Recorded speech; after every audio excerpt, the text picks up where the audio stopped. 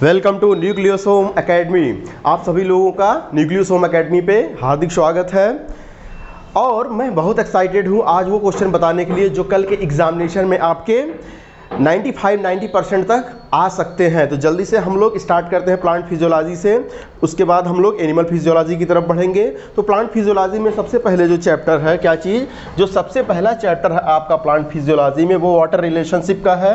ठीक है, यानी कि प्लांट वाटर रिलेशनशिप। तो प्लांट वाटर रिलेशनशिप में अगर हम बात करें, यानी कि प्लांट फिजियोलॉजी, क्या हम स्टार्ट कर रहे हैं, प्लांट फिजियोलॉजी। ठीक है, प्लांट फिजियोलॉजी। प्लांट फिजियोलॉजी में भी जो सबसे पहला जो चैप्टर है वो water relationship, plant water plant relation क्या है। देखिए प्लांट वाटर रिलेशन, जल्दी जल्दी हम क्वेश्चन बोलेंगे, आप लोग उसका आंसर सुनेंगे। प्लांट वाटर रिलेशनशिप की अगर हम बात करें तो प्लांट वाटर रिलेशनशिप में सबसे पहला आता है कि ये पौधे जो होते हैं किसके थ्रू वाटर लेते हैं। तो आपको पता ही है कि जाइलम के थ्रू वाटर लेते हैं। कौन सा वाटर लेते हैं, तो कैपिलरी वाटर, याद रखिएगा, कैपिलरी वाटर को लेते हैं। ठीक है, ओके। अब देखिए अगर प्लांट वाटर रिलेशनशिप में हम बात करें तो सबसे पहले आपका पॉइंट आता है एक ऑस्मोटिक प्रेशर। क्या होता है, जो ऑस्मोटिक प्रेशर होता है, एक सेल होता है जो बाहर से प्रेशर लगता है, इसको हम लोग ऑस्मोटिक प्रेशर बोलते हैं। क्या बोलते हैं, ऑस्मोटिक प्रेशर बोलते हैं। एक इसमें बोलता है आपका टर्गर प्रेशर। क्या होता है, तो इस ऑस्मोटिक प्रेशर के करंट में जो अंदर से प्रेशर बाहर की तरफ लगता है इस सेल के, तो उसको क्या बोलते हैं, टर्गर प्रेशर। दोनों का अगर हम डिफरेंस देखेंगे, क्या चीज डिफरेंस, उसी को हम लोग बोलते हैं डीपीडी। तो बाबू डीपीडी बराबर हो जाएगा ओपी माइनस टीपी। क्या, osmotic pressure minus turgor pressure में से घटा दीजिए, क्या आ जाएगा, डीपीडी आ जाएगा। ठीक है, तो आपका इसी डीपीडी के बेस पर, अच्छा, पानी का अंदर जाना या ना जाना किस पर डिपेंड करता है, कौन डिसाइड करता है, ना ओपी डिसाइड करता है ना टीपी डिसाइड करता है। डिसाइड कौन करता है, आपका DPD, diffusion pressure deficient. DPD को सबसे पहले किसने बताया था, नॉलेट ने बताया था। ठीक है, अच्छा, ये डीपीडी ओपी माइनस टीपी हो गया। अगर कहीं पर ओपी टीपी के बराबर हो जाए, क्या हो जाए, ओपी टीपी के बराबर हो जाएगा तो डीपीडी जीरो हो जाएगा। क्या हो जाएगा, डीपीडी जीरो हो जाएगा। डीपीडी जीरो होने का मतलब कि क्या हो गया आपका, डीपीडी जीरो होने का मतलब है सेल अपने टर्जिड अवस्था में है, सेल फूली हुई अवस्था में है। लेकिन ऐसा सोचिए कि टर्गर प्रेशर जीरो हो गया। ठीक है, टर्गर प्रेशर जीरो हो गया मतलब अंदर से कोई फोर्स नहीं लग रहा है, खाली और खाली फोर्स बाहर से लग रहा है, तो हमारी सेल पिचक जाएगी, यानी कि सेल फ्लैसिड कंडीशन में हो जाएगी। वाटर हमेशा अपने, ठीक है, लो डीपीडी टू हाई डीपीडी से जाता है। क्या चीज हमने बोला, अपने लो डीपीडी से अपने हाई डीपीडी की तरफ, किसके, हाई डीपीडी की तरफ मूव करता है। ठीक, यानी कि अगर मान लीजिए एक सेल दे दिया गया आपको, क्या दे दिया गया, एक सेल, ये एक सेल इसके बगल में दे दिया गया, ये ए है ये बी है, इसका ओपी दिया गया है, इसका टीपी दिया गया है, उसका इसका ओपी दिया गया, इसका टीपी दिया गया है। ठीक, मान लीजिए इसका 10 है, यहाँ पे 5 है। ठीक, यहाँ पर मान लीजिए 20 है, यहाँ पर 5 है। हम पूछ रहे हैं पानी ए से बी की तरफ जाएगा या बी से ए की तरफ जाएगा। तो ऐसे क्वेश्चन में आप क्या करेंगे, सबसे पहले ओपी और टीपी घटा लेंगे, यानी कि ओवरऑल क्या निकाल लेंगे, आप डीपीडी निकाल लेंगे। इसका डीपीडी कितना आ जाएगा बाबू, DPD is equal to OP minus TP. 10 में से 5 जाए 5 आ गया। इसका ओपी माइनस टीपी यानी कि डीपीडी कितना आ जाएगा, 20 में से 5 जाए 15। तो ये 5 है, ये 15। हमने बताया कि लो डीपीडी से हाई डीपीडी की तरफ, 5 से 15 की तरफ वाटर क्या कर जाएगा, प्लाज्मोडेस्माटा के थ्रू मूव कर जाएगा, यानी कि वाटर का डायरेक्शन क्या होगा, ए से बी की तरफ होगा। ये था आपका डीपीडी के बारे में, ओपी के बारे में, टीपी के बारे में। ठीक है, अच्छा, ऑस्मोटिक प्रेशर को रोकने के लिए जो है, सॉरी, ऑस्मोसिस फेनोमेना को रोकने के लिए, ऑस्मोसिस क्या होता है, अपने हाई कंसंट्रेशन से अपने लो कंसंट्रेशन की तरफ जो मूव करते हैं वो क्या कहलाते हैं, अपना क्या कहलाता है, उसका ऑस्मोसिस कहलाता है। ऑस्मोसिस एसपीएम यानी कि सेमी पेरिमियल मेम्ब्रेन के थ्रू होता है, लो कंसंट्रेशन से हाई कंसंट्रेशन की तरफ। इसको चेक करने के लिए जो एक हम एक्स्ट्रा बाहर से फोर्स लगाते हैं उसको हम लोग क्या बोलते हैं, ऑस्मोटिक प्रेशर बोलते हैं। राइट, अब देखिए होता क्या है कि ये अपना ऑस्मोटिक प्रेशर, ठीक है, ऑस्मोटिक के प्रेशर पर बेसिस पर अगर हम देखेंगे तो सोल्यूशन 3 तरीके के होते हैं, हाइपरटोनिक सोल्यूशन, हाइपोटोनिक सोल्यूशन और आइसोटोनिक सोल्यूशन। ठीक, अब देखिए मान लीजिए ये हमारा एक सेल है, क्या है, ये एक सेल है, अंदर का कंसंट्रेशन बहुत ज़्यादा है। क्या, अंदर का कंसंट्रेशन, सपोज कीजिए बाहर का कंसंट्रेशन बहुत ज़्यादा है, तो बाहर का अगर कंसंट्रेशन ज़्यादा है, अंदर का कंसंट्रेशन कम है, तो पानी अंदर से बाहर यानी कि एक्सऑस्मोसिस होने लगेगा, ये पिचक जाएगा, यानी कि क्या हो जाएगा, सेल्फ फ्लैसिड में। अगर मान लीजिए अंदर का कंसंट्रेशन बहुत ज़्यादा है, बाहर का कंसंट्रेशन कम है, तो पानी बाहर से अंदर की तरफ ये सेल फूल जाएगी, फूलते फूलते क्या हो जाएगी, बस्ट कर सकती है, यानी कि ये क्या फट भी सकती है, लेकिन किस केस में, एनिमल के केस में। प्लांट के केस में ऐसा नहीं होगा, क्योंकि प्लांट के केस में सलवाल पाया जाता है। अब देखिए दोनों का अंदर और बाहर दोनों का कंसंट्रेशन समान हो गया तो नेट फ्लो क्या हो जाएगा, जीरो। तो ऐसे सोल्यूशन को आइसोटोनिक बोलते हैं, और ऐसे वाले सोल्यूशन को क्या बोलते हैं हम लोग, हाइपरटोनिक सोल्यूशन बोलते हैं। ऐसे वाले सोल्यूशन को हम लोग हाइपोटोनिक सोल्यूशन बोलते हैं। तो ये था टाइप ऑफ सोल्यूशन के बारे में। एक एक्टिव ट्रांसपोर्ट होता है, एक पैसिव ट्रांसपोर्ट होता है। एक्टिव ट्रांसपोर्ट में एनर्जी खर्चा होगी, पैसिव ट्रांसपोर्ट में एनर्जी खर्चा नहीं होगी। एक स्पेशल टाइप का भी ट्रांसपोर्ट होता है जिसको हम लोग फैसिलिटेटेड ट्रांसपोर्ट बोलते हैं। इसमें खाली और खाली ये पैसिव ट्रांसपोर्ट का ही एग्जांपल होता है, लेकिन इसमें क्या होते हैं, कैरियर प्रोटीन मस्ट होना चाहिए, कैरियर प्रोटीन की सहायता से होता है। अगर हम आगे आए, पानी जो होता है वो किस पोर के थ्रू जाता है, एक्वापोरिन्स के थ्रू जाता है, ठीक है। जो वाटर का मूवमेंट होता है सिम्प्लास्ट होता है, और क्या होता है, एपोप्लास्ट होता है। सिम्प्लास्ट का मतलब सा से सिम्प्लास्ट, सा से साइटोप्लाज्म के थ्रू जाता है। अगर पानी हमारा साइटोप्लाज्म जा रहा है तब हम लोग क्या बोलते हैं, उसको सिम्प्लास्ट बोलते हैं, ठीक है। एपोप्लास्ट का मतलब सेलवाल से पानी जा रहा है, उसको सिम्प्लास्ट बोलते हैं, लेकिन फाइनली किससे जाएगा पानी, सिम्प्लास्ट से ही जाएगा, साइटोप्लाज्म वाले से ही जाएगा, ठीक है। अच्छा, एपिडर्मिस रीजन, एपिडर्मिस होता है, उसके बाद एंडोडर्मिस होता है, पेरीसाइकिल होता है, ठीक है। बीच में कॉर्टेक्स रीजन भी आता है, उसके बाद एंडोडर्मिस होता है। एंडोडर्मिस रीजन में क्या होता है, कैस्पेरियन स्ट्रिप पाई जाती है। कैस्पेरियन स्ट्रिप जो कि आपके एरोमेटिक सब्सटेंस का बना होता है, ये वाटर को फ्लोएम में जाने से रोकता है, और फाइनली वाटर की डायरेक्शन को क्या कर देता है, ये फाइनली वाटर के डायरेक्शन को जो होता है वो आपके सिम्प्लास्ट में कन्वर्ट कर देता है। तो ये एपोप्लास्ट और सिम्प्लास्ट की बात थी, ठीक है। अब आगे बढ़ते हैं, सिम्पोर्ट, एंटीपोर्ट और यूनिपोर्ट। सिम्पोर्ट क्या होते हैं, साथ साथ अगर जा रहे हैं, ये देखिए अगर ये एक सेल है, दो मॉलिक्यूल साथ साथ जा रहे हैं, इसको सिम्पोर्ट बोलते हैं। एंटीपोर्ट, एक जा रहा है एक बाहर निकल रहा है, इसको एंटीपोर्ट बोलते हैं। और खाली एक मॉलिक्यूल जा रहा है, इसको हम लोग क्या बोलते हैं, यूनिपोर्ट बोलते हैं, राइट।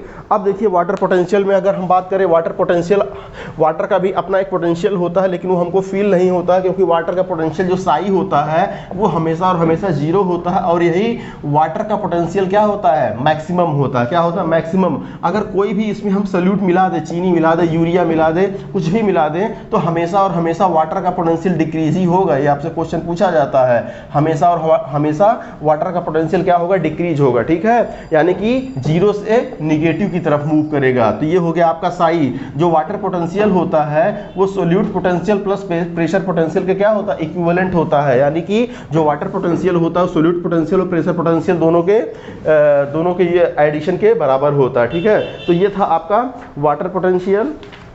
अब देखिए इसके बाद जो है, वाटर पोटेंशियल के बाद आपका जो है, वाटर पोटेंशियल के बाद अगर हम आपको बताएं तो इसमें जो है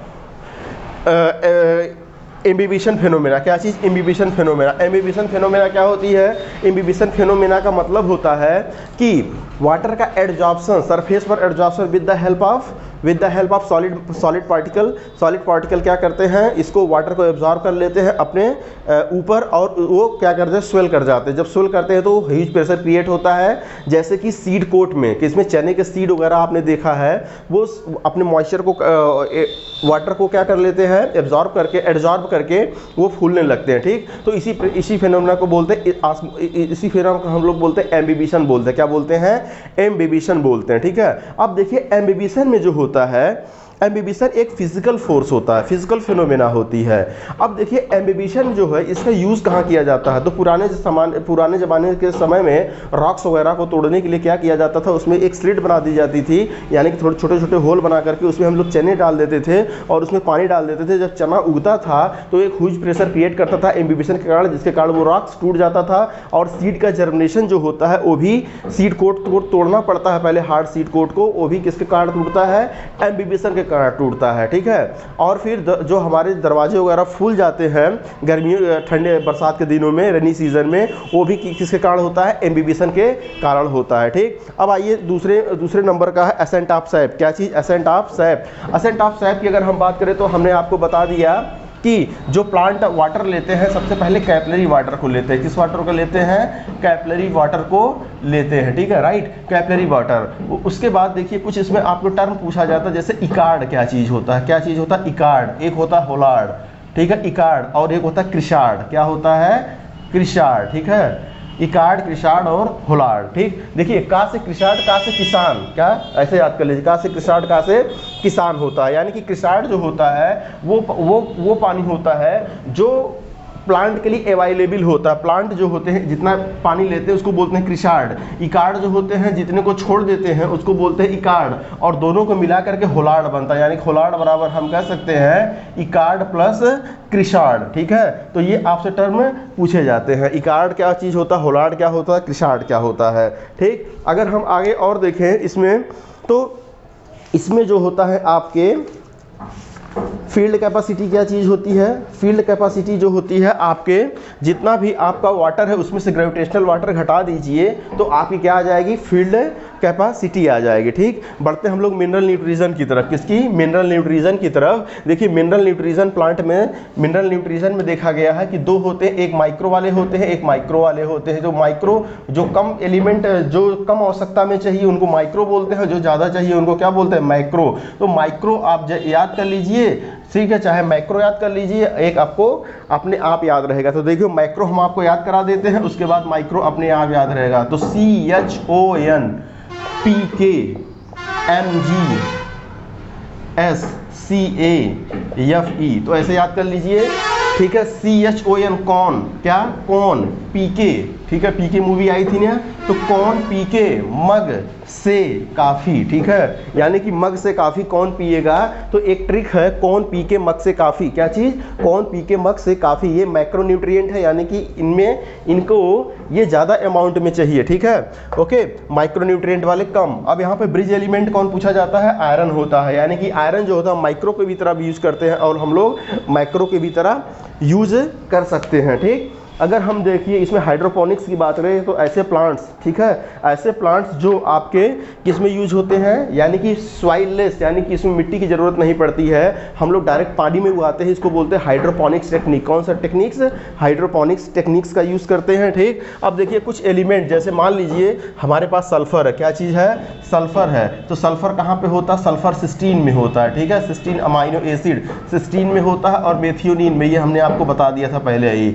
अमाइनो एसिड में होता है। ठीक, ये दो अमाइनो एसिड सल्फर कंटेनिंग होते हैं। ठीक, और देखिए नाइट्रोजिनेज एंजाइम जो होता है, क्या चीज़, नाइट्रोजिनेज एंजाइम जो होता है मॉलिब्डेनम का बना होता है और आयरन का बना होता है। ओके, जो कैल्शियम होता है हमारा, क्या चीज़, कैल्शियम, ये कैल्शियम जो होते हैं प्लाज्मोडेस्मेटा, प्लाज्मोडेस्मेटा के बने होते हैं, कैल्शियम मैग्नीशियम पेक्टेट के बने होते हैं। ठीक है, अब अगर हम मैग्नीशियम की बात करें, Mg, तो Mg जहाँ कहाँ पर पाया जाता है, क्लोरोफिल में पाया जाता है।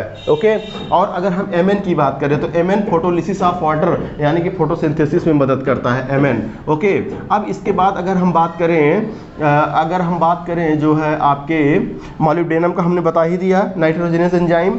ठीक, अगर हम बात करें जो है क्लोरीन की, क्लोरीन क्या करता है, ये भी फोटोलिसिस ऑफ वाटर में यूज होता है। बोरान, ठीक है, बोरान बहुत इंपॉर्टेंट, बोरान, बोरान जो होता है पॉलन जर्मिनेशन, पॉलन जर्मिनेशन, यानी कि बोरान के बिना पॉलन ग्रेन जर्मिनेट हो ही नहीं सकता, और फूड ट्रांसलोकेशन, फूड ट्रांसलोकेशन में मदद करता है, फूड ट्रांसलोकेशन और पॉलन जर्मिनेशन में क्या करता है, ये मदद करता है। कॉपर की अगर हम बात करें तो कॉपर जो होता है हमारे इलेक्ट्रॉन ट्रांसपोर्ट सिस्टम में मदद करते हैं। ठीक है, और पोटेशियम बहुत इंपॉर्टेंट, क्या चीज़, पोटेशियम, देखिए के प्लस, ये क्या करता है, opening and closing of stromata, opening and closing of stromata में क्या करता है, ये मदद करता है। ठीक, तो opening and closing of stromata में मदद करते हैं। ठीक है, ये हो गया आपका मिनरल न्यूट्रिशन। अब देखिए अगर हम मिनरल न्यूट्रिशन में ही अगर हम नाइट्रोजन फिक्सेशन की बात करें, किसके, नाइट्रोजन फिक्सेशन की बात करेंगे, तो नाइट्रोजन फिक्सेशन में क्या चीज़, कुछ बैक्टीरिया होते हैं जो हमारे रूट में लगते हैं, जिसको हम लोग बोलते हैं राइजोबियम, क्या चीज़, राइजोबियम लेग्यूमिनोसेरम, क्या चीज़, राइजोबियम लेग्यूमिनोसेरम, जिसको हम लोग बोलते हैं, ये रूट नोड्यूल बनाते हैं। रूट नोड्यूल का मतलब ये हमारे रूट है, तो यहाँ पर गांठ नुमा संरचना बना लेंगे। अगर हम इस गांठ को काट के देखेंगे, इसमें लेग हीमोग्लोबिन पाया जाएगा, क्या पाया जाएगा, लेग हीमोग्लोबिन पाया जाएगा। लेग हीमोग्लोबिन जो होता है कौन सिक्रीट करता है, ये प्लांट सिक्रीट करता है, ये ऑक्सीजन स्कैवेंजर का काम करते हैं। ऑक्सीजन स्कैवेंजर बोले तो ऑक्सीजन को नहीं पहुंचने देंगे किसके, राइजोबियम लेग्यूमिनोसेरम के पास, क्योंकि राइजोबियम लेग्यूमिनोसेरम के पास नाइट्रोजनेज एंजाइम होता है जो आपके ऑक्सीजन को क्या कर सकता है, ऑक्सीजन इसको डिस्टर्ब कर सकता है, ऑक्सीडेशन कर देगा तो बेकार हो जाएगा नाइट्रोजनेज एंजाइम।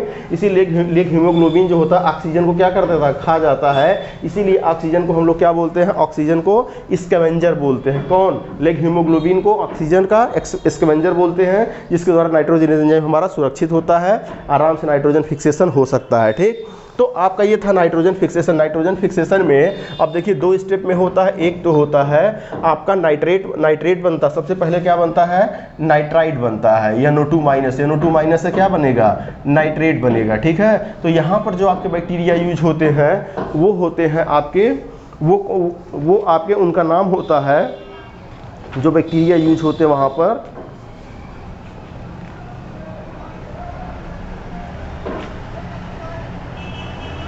नाइट्रोसोमोनास, क्या चीज़, नाइट्रोसोमोनास और नाइट्रोसोमोनास, नाइट्रोसोमोनास एंड नाइट्रोसोकाकस। क्या, नाइट्रोसोकाकस, यहाँ पर नाइट्रोबैक्टर और कुछ बैक्टीरिया उल्टा चलते हैं। ठीक है, जैसे स्यूडोमोनास और स्यूडोमोनास एंड थायोबैसिलस, ये क्या करते हैं, नाइट्राइट को यानी कि नाइट्राइट को नाइट्रोजन में कन्वर्ट करते हैं, जिसको हम लोग बोलते हैं डीनाइट्रिफिकेशन। ये हमारे लिए क्या है, ये हमारे लिए अच्छा नहीं है, ये हमारे लिए अच्छे होते हैं। ठीक है, एक तरीके से अगर बोले तो नाइट्रेट को उल्टे डायरेक्शन में, जिसको हम लोग बोलते हैं क्या, डीनाइट्रिफिकेशन, स्यूडोमोनास और थायोबैसिलस करते हैं।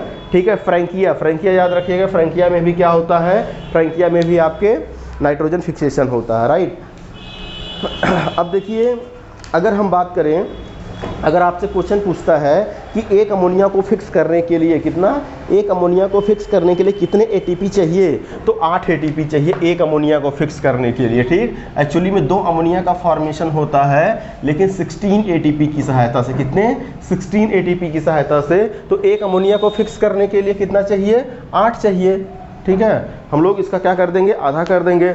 अब देखिए बढ़ते हम लोग नेक्स्ट चैप्टर की तरफ। नेक्स्ट चैप्टर में हम लोग फोटोसिंथेसिस की अगर बात करें, तो फोटोसिंथेसिस की अगर हम बात करें तो फोटोसिंथेसिस जो होता है आपका, वो 2 फेनोमेना होता है। उसमें एक PS1 होता है, एक PS सेकेंड होता है। क्या होता है, PS1 और PS2 होता है। ठीक, PS1 की अगर हम बात करें, देखिए इसमें जो होता है लाइट हार्वेस्टिंग कॉम्प्लेक्स होता है, ये PS सेकेंड पहले चलता है, उसके बाद PS1 क्या चलता है, वो बाद में चलता है। ठीक, अच्छा जरा सा स्ट्रक्चर हम जल्दी से बता दें। अगर हम स्ट्रक्चर की बात करें, क्या, जरा सा हम स्ट्रक्चर की अगर हम बात करें, मान लीजिए ये हमारे पास क्या है, ये हमारे पास लीफ है। क्या है, ये लीफ है। ठीक, जरा सा इसको हम क्रॉस सेक्शन कट करके देखें। क्या, इसका क्रॉस सेक्शन कट करके देखेंगे तो देखिए ऐसे आपको दिखाई देगा। ये पैलिसाडे सेल्स होती हैं, क्या, पैलिसाडे सेल्स हो गई। ठीक है, ऊपर नीचे, और इसमें स्पॉन्जी सेल्स बनेंगी। अब जरा सा पैलिसाडे सेल्स को अगर हम देखें खोल करके, तो क्या मिलेगा हमको, इस तरीके का क्या मिलेगा, स्ट्रोमेटा मिलेगा। डबल मेम्ब्रेन क्या मिलेगा, डबल मेम्ब्रेन क्लोरोप्लास्ट मिलेगा। अब इसमें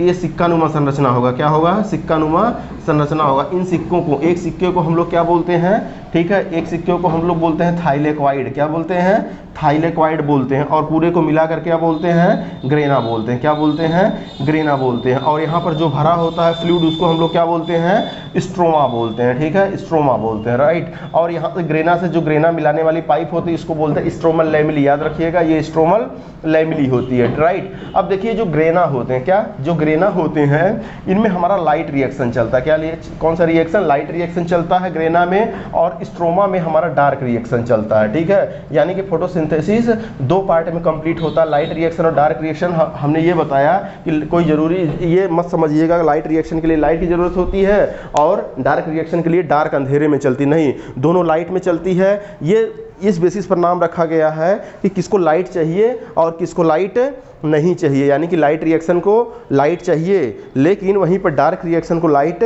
नहीं चाहिए। ठीक है, इसीलिए लाइट रिएक्शन और डार्क रिएक्शन नाम रखा गया है। अब देखिए जो आपका लाइट होता है, लाइट वाला प्रोसेस होता है, इसमें जो होते हैं लाइट वाले में एटीपी का फॉर्मेशन होता है, NADPH का फॉर्मेशन होता है, जिसका यूज कहाँ पे किया जाएगा, डार्क रिएक्शन में। और डार्क रिएक्शन में क्या बनेगा, शुगर का फॉर्मेशन होगा। ठीक है, मेन कंपोनेंट शुगर का फॉर्मेशन होगा। ठीक, अब देखिए होता क्या है, अगर हम लाइट रिएक्शन की बात करें तो लाइट रिएक्शन में जो होते हैं 2 सेंटर होते हैं। एक आपका क्या होता है, PS1 होता है और PS सेकेंड होता है, लेकिन PS सेकेंड पहले चलता है। क्या होता है, PS सेकेंड पहले चलता है और PS फर्स्ट जो होता है वो बाद में चलता है। PS सेकंड जो होता है इसका reaction centre chlorophyll A molecule होते हैं, दोनों के क्लोरोफिल ए मॉलिक्यूल होते हैं, लेकिन इसका रिएक्शन सेंटर क्या होता है 680 होता है और इसका रिएक्शन सेंटर कितना होता है 700 नैनोमीटर होता है। ठीक है, इसका मतलब ये इतने नैनोमीटर वाली लाइट को क्या करते हैं, पकड़ते हैं। ठीक, अब देखिए होता क्या है, ये चल कहाँ पे रहा है, ये देखिए पेरीफेरी पर चल रहा है। किसके किसके पेरीफेरी पर चल रहा है बाबू, किसके पेरीफेरी पर चल रहा है, थाइलेक्वाइड के। ठीक है, ये देखिए थाइलेक्वाइड है, ये ल्यूमेन है, ये ल्यूमेन है, यहाँ पर पानी भरा होगा, क्या भरा होगा, यहाँ पे वाटर भरा होगा। ठीक है, ये अंदर वाली दीवार है, ये बाहर वाली दीवार है। ठीक, ये ऐसे रही होगी सिक्का, सिक्का को हम आपको सामने से दिखा रहे हैं। ठीक, अब देखिए PS सेकंड P 680 होता है इसका रिएक्शन सेंटर, इसका 700 होता है, क्लोरोफिल ए मॉलिक्यूल होते हैं। अब देखिए क्लोरोफिल ए मॉलिक्यूल जैसे ही लाइट पड़ेगा, क्या जैसे ही लाइट पड़ेगी वैसे ही इलेक्ट्रॉन यहाँ से भागेगा बाहर की तरफ। अब जैसे ही इलेक्ट्रॉन यहाँ से चला, यहाँ पर सबसे पहले इसको थियोफाइटिन पकड़ लेगा। कौन पकड़ लेगा इसको, थियोफाइटिन पकड़ लेगा। यानी कि PS सेकंड से जो भी इलेक्ट्रॉन निकल रहा है उसका प्राइमरी इलेक्ट्रॉन एक्सेप्टर कौन होता है, थियोफाइटिन होता है। अब थियोफाइटिन से प्लास्टोसाइनिन से होते हुए प्लास्टोसाइनिन हो गया, प्लास्टोक्यूनोन से होते हुए ये आपके B6 कॉम्प्लेक्स के पास जाता है। किसके पास जाता है, B6 कॉम्प्लेक्स के पास जाता है। जैसे ही इलेक्ट्रॉन यहाँ से गुजरता है वैसे ही तुरंत एक ATP का फॉर्मेशन हो जाता है। किसका, एक ATP का फॉर्मेशन हो जाता है। ये चला जाता है PS1 के पास और PS1 पे भी लाइट पड़ती है तो PS1 से भी ये इलेक्ट्रॉन जो है ये जंप कर जाता है यहाँ ऊपर की तरफ। ठीक, और यहाँ पर बैठा हुआ कौन, आयरन सल्फर प्रोटीन या FeS। ठीक है, तो देखिए इसका प्राइमरी इलेक्ट्रॉन एक्सेप्टर पूछा जाएगा PS सेकंड का तो थियोफाइटिन होता है, PS1 का पूछा जाएगा तो क्या होता है, आयरन सल्फर प्रोटीन होता है। और जैसे ही आयरन सल्फर के पास गया वैसे ही आपके NADP+ यहाँ पर बैठा होगा और आपके NADP+ बैठा होगा, तुरंत यहाँ से इलेक्ट्रॉन को लेकर के क्या बना लेगा, NADPH या NADPH2 बना लेगा। राइट, यहाँ पर। ठीक है, तो देखिए यहाँ पर ATP का फॉर्मेशन हुआ और यहाँ पर NADPH का फॉर्मेशन हुआ। तो इसको बोलते हैं क्या, इसी को बोलते हैं जेड स्कीम। देखिए कैसे यहाँ से इलेक्ट्रॉन चला, यहाँ गया, यहाँ गया। देखिए एक हमारा शेप बन रहा, हम ऐसे इसको पलट के आपको सामने दिखाएंगे तो देखिए यहाँ पर एक शेप बन रहा है। ये देखिए, ये यूं मतलब कुछ ऐसे शेप बन रहा है, ये देखिए। इसीलिए इसको बोलते हैं जेड स्कीम। इसको खोजा था हिल और बेंडॉल ने खोजा था। किसको खोजा था, हिल और बेंडॉल ने खोजा था। तो ये था जेड स्कीम। अब देखिए पूरा लाइट रिएक्शन है, लाइट रिएक्शन में ATP फॉर्मेशन हो रहा है और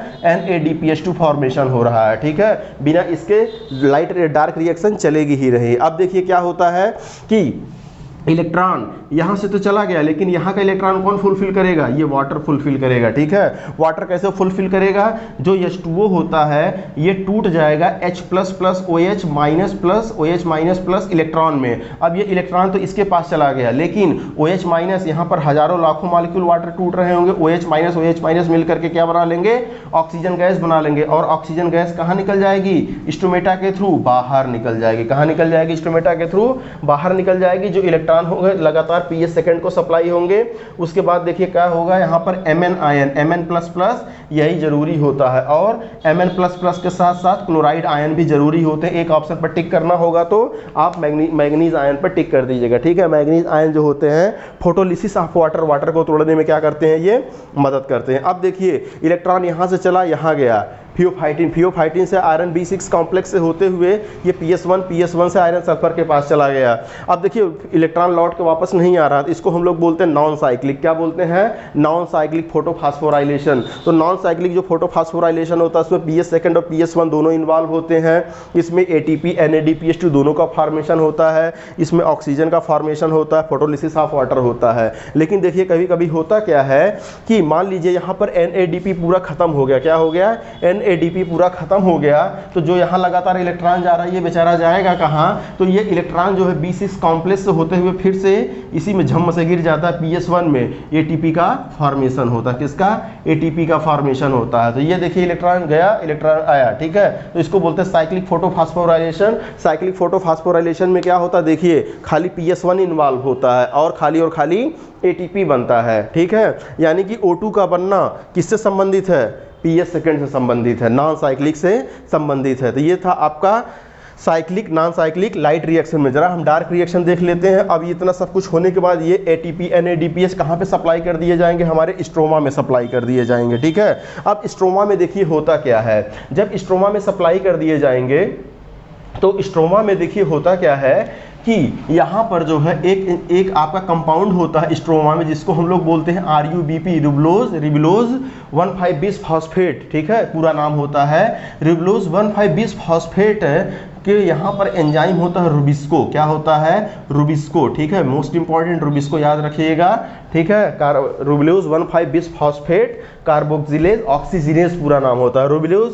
आपका रुबिस्को ही एक ऐसा एंजाइम होता है जो दुनिया में सबसे ज़्यादा पाया जाने वाला एंजाइम है रुबिस्को। और एनिमल में आपका कौन सा प्रोटीन होता है? कोलेजन। लेकिन एनिमल और प्लांट दोनों में बात करें तो रुबिस्को सबसे ज़्यादा पाया जाता है, ठीक है। तो ये रुबिस्को क्या करता है? इन्वायरमेंट से, ये स्टोमेटा होता है, स्टोमेटा से ये इन्वायरमेंट से CO2 को लेता है और रुबिस्को अपने आप में CO2 को बांध लेता है। जैसे ही CO2 को बांधता है RUBP तो एक 3 कार्बन का, ठीक है, 3 कार्बन का फास्फोग्लिसरल्डिहाइड बन जाता है। क्या बन जाता है? फास्फोग्लिसरल्डिहाइड बन जाता है, यानी कि जिसको हम लोग बोलते हैं शॉर्ट में PGA। क्या बोलते हैं इसको? PGA, फास्फोग्लिसरल्डिहाइड। और इस प्रोसेस को बोलते हैं कार्बोक्सिलेशन। तो यहाँ पर बनता है 3PGA। 3PGA 3 कार्बन का होता है, कि 3 फर्स्ट स्टेबल कंपाउंड होता है, 3 कार्बन का होता है। इस प्रोसेस का नाम होता है कार्बोक्सिलेशन। कार्बोक्सिलेशन क्या होता है? कार्बोक्सिलेशन होता है 3PGA, ठीक है। अब देखिए 3PGA में के बाद रिडक्शन होता है। इसका क्या होता है? 3PGA का होगा यहाँ पे रिडक्शन, ठीक है, रिडक्शन होगा, ठीक। रिडक्शन कैसे होगा? रिडक्शन होगा ATP, कहाँ से आया होगा? लाइट रिएक्शन से,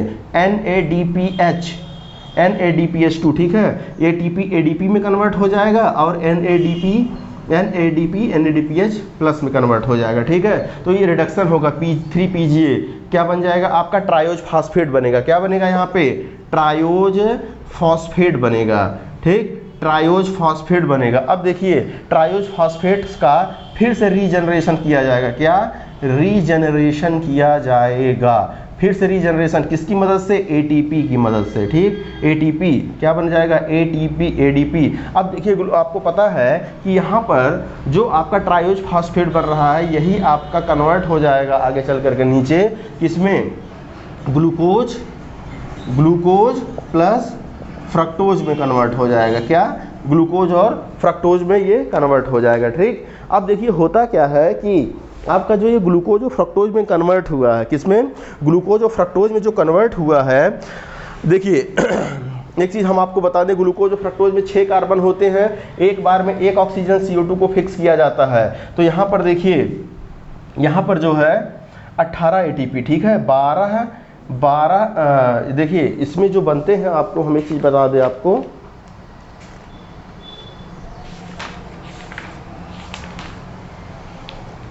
12 NADPH बनते, कितना?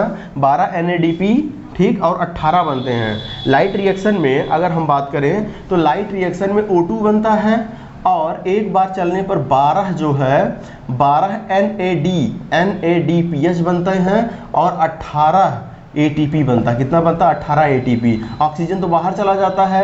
12 NADPH देखिए टोटल यहाँ पर यूज हो जाता है और 12 ATP यहाँ यूज हो जाता है। 18 ATP बना था, 6 ATP यहाँ यूज होता है, तो 12 6 18 ATP, ठीक। अब बताइए ये एक बार में एक CO2 को फिक्स कर रहा है, हमको 6 CO2 फिक्स करना है तो 6 बार साइकिल चलेगी, ठीक है। अगर 6 बार साइकिल चलेगी तो एक बार साइकिल में कितना ATP खर्चा होगा? 6 दूनी 12 और 6 तरीका 18, यानी कि 2 NADPH2 खर्च होगा और 3 ATP का खर्चा होगा, ठीक है।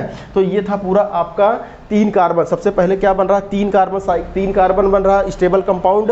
इसीलिए जिस प्लांट में ये वाला साइकिल चलता है, क्या? जिस प्लांट में ये वाला साइकिल चलता है उसको बोलते हैं C3 प्लांट। क्या बोलते हैं? C3 plant. और C3 प्लांट जो होते हैं उसमें मैक्सिमम डाइकाट प्लांट आते हैं। क्या बोलते हैं बाबू? मैक्सिमम डाइकाट प्लांट आते हैं, कुछ ही मोनोकाट प्लांट आपके आते हैं। क्या? कुछ ही मोनोकाट प्लांट आते हैं, जैसे नीम वगैरह है, आम वगैरह है, ठीक है। ये सारे के सारे कैसे होते हैं? आपके C3 प्लांट होते हैं। ज़्यादातर दुनिया में C3 प्लांट ही होते हैं, ठीक। अब देखिए लेकिन प्रॉब्लम ये आती थी C3 प्लांट के साथ। अच्छा, इसको खोजा किसने था? कैल्विन ने खोजा था। किसने?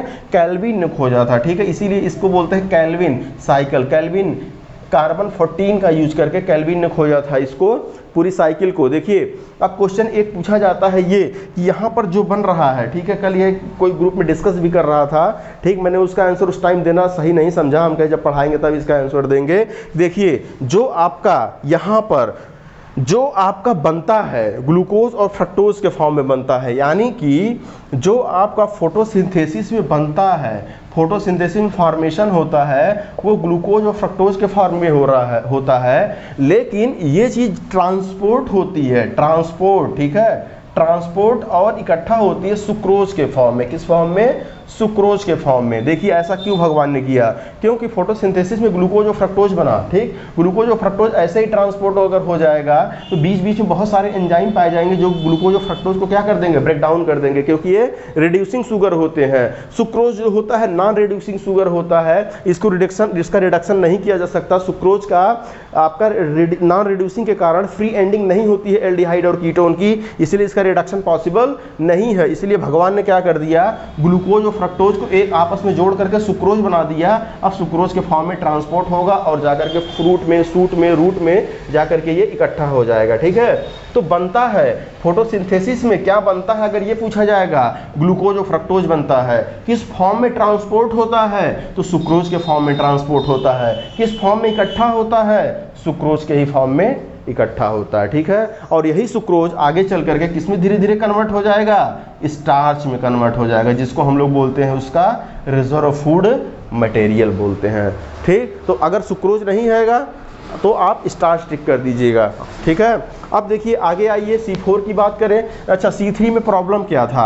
C3 में प्रॉब्लम ये आ रही थी बाबू कि देखिए C3 वाले जो होते हैं, C3 जो होता है वो आपका खाली और खाली मीजोफिल सेल में चलता है। किस में चलता है? मीजोफिल सेल में चलता है, ठीक, मीजोफिल में चलता है, ओके। C3 कहाँ पे चलता है? मीजोफिल में चलता है।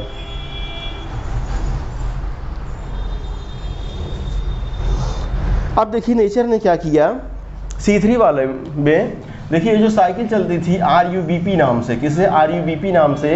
यहाँ पर जो रुबिस्को एंजाइम था, क्या चीज़? जो रुबिस्को एंजाइम था, ये CO2 को तो पकड़ता ही पकड़ता था, कभी कभी गलती से ऑक्सीजन को भी पकड़ लेता था। क्या? ऑक्सीजन को पकड़ लेता था रुबिस्को। तो ऑक्सीजन को जैसे ही पकड़ लेता था तो उसमें जैसे ही रुबिस्को जो होता था, रुबिस्को, ठीक है, अगर वो ऑक्सीजन को ट्रैप करने लगेगा तो पहला कंपाउंड आपका क्या बनेगा? पहला कंपाउंड जो होगा आपका जो है 2 कार्बन का बनेगा। कितने कार्बन का बनेगा? 2 कार्बन का बनेगा, ठीक। अब ये 2 कार्बन बनने के कारण, ठीक है, इसको बोला जाता है C2 साइकिल। क्या बोलते हैं इसको? C2 cycle. और इसी प्रोसेस को बोलते हैं फोटो रेस्पिरेशन बोलते हैं। क्या बोलते हैं?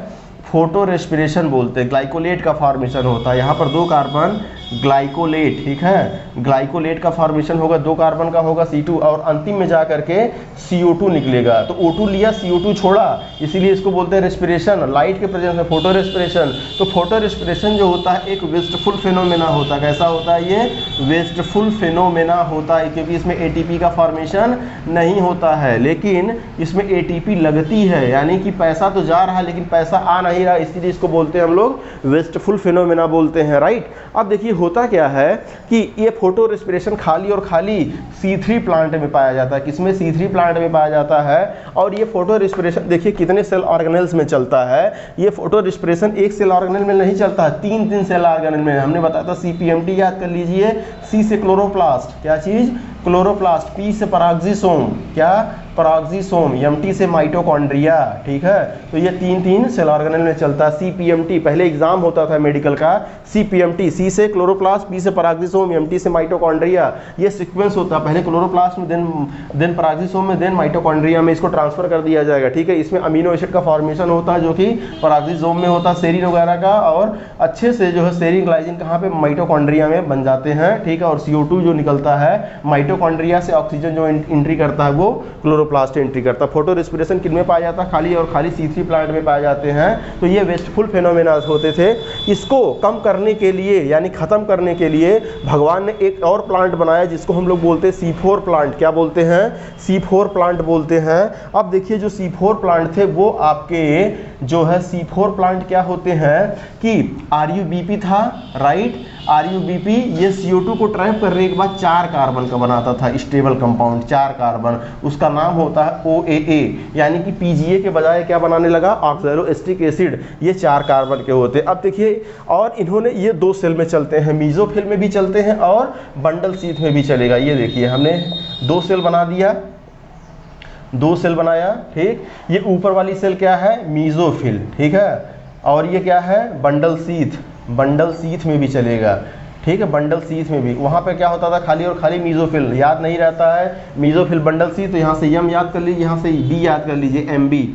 क्या चीज़ कहते हैं, कितना भैया, कितने एमबी का है आपकी कैपेसिटी, 100 एमबी का, तो एमबी याद कर लीजिए, एमबी, ठीक। अब देखिए मीजोफिल में प्राइमरी CO2 एक्सेप्टर यहाँ पर पीईपी होता है, फास्फोइनॉल पायरुवेट, पीपीएज होता है, फास्फोइनॉल पायरुवेट एंजाइम होता है, लेकिन वहाँ पर रुबिस्को था, ठीक। अब देखिए पीईपी क्या करेगा, ये CO2 को एटमॉस्फेयर से कैच कर लेगा, पकड़ लेगा तुरंत। पीईपी ऑक्सैलोएस्टिक एसिड में बन जाएगा, ऑक्सैलोएस्टिक एसिड मैलिक एसिड में कन्वर्ट हो जाएगा, और मैलिक एसिड से कन्वर्ट होने के बाद ये आपके आ जाएगा बंडल सीथ में आ जाएगा, ठीक है। और बंडल सीथ में जैसे ही आएगा ये तुरंत बाबू एक CO2 को क्या कर देगा, अपने अंदर से निकाल देगा, और क्या बन जाएगा, अब बन जाएगा ये पीजीए, ठीक है। और पीजीए को फिर से ट्रांसपोर्ट कर दिया जाएगा किसमें, आपके मीजोफिल में, ठीक है। ये चला गया पीजीए आपके मीजोफिल में, और यही आपका पीईपी बना लेगा, क्या बना लेगा, पीईपी। तो ये साइकिल बार बार चलती रहती है। यहाँ का पहला स्टेबल कंपाउंड कौन है, 4 कार्बन का, ठीक है, इसीलिए क्या बोलते हैं इसको, C4 बोलते हैं। ऐसा नहीं है कि C4 में C3 वाली साइकिल नहीं चलेगी, C4 में C3 वाली ही साइकिल चलेगी। देखिए कैसे, यहाँ पर जो CO2 निकला है, अब यहाँ पर रुबिस्को पाया जाएगा, और रुबिस्को से पूरा कैल्विन साइकिल फिर से यहाँ पे चलने लगेगा। यानी कि C3 प्लांटों में C3 साइकिल चलती है, और C4 प्लांट में C3 साइकिल भी चलेगा और C4 साइकिल भी चलेगा। C3 देखिए कहाँ चल रहा है, कहाँ पे, बंडल सीथ में चल रहा है, और C4 कहाँ चल रहा है, मीजोफिल बंडल सीथ, दोनों में चल रहा है, ठीक है। तो यहाँ पर शुगर का फॉर्मेशन होगा। अब देखिए कोई चांस ही नहीं है ऑक्सीजन का एंट्री करने का, तो फोटो रेस्पिरेशन होगा ही नहीं, यानी कि फोटो रेस्पिरेशन एक तरीके से क्या हो गया, चेक हो गया। तो इसीलिए भगवान ने C4 का डेवलपमेंट किया। अब देखिए C4 प्लांट अच्छे माने जाते हैं, क्यों माने जाते हैं, क्योंकि इसमें 2 तरीके क्लोरोप्लास्ट होते हैं, और इनका क्रॉस सेक्शन काट करके देखेंगे तो ये ऐसे मालानुमा संरचना दिखाई देगा, जिसको हम लोग बोलते हैं क्रेंज एनाटॉमी।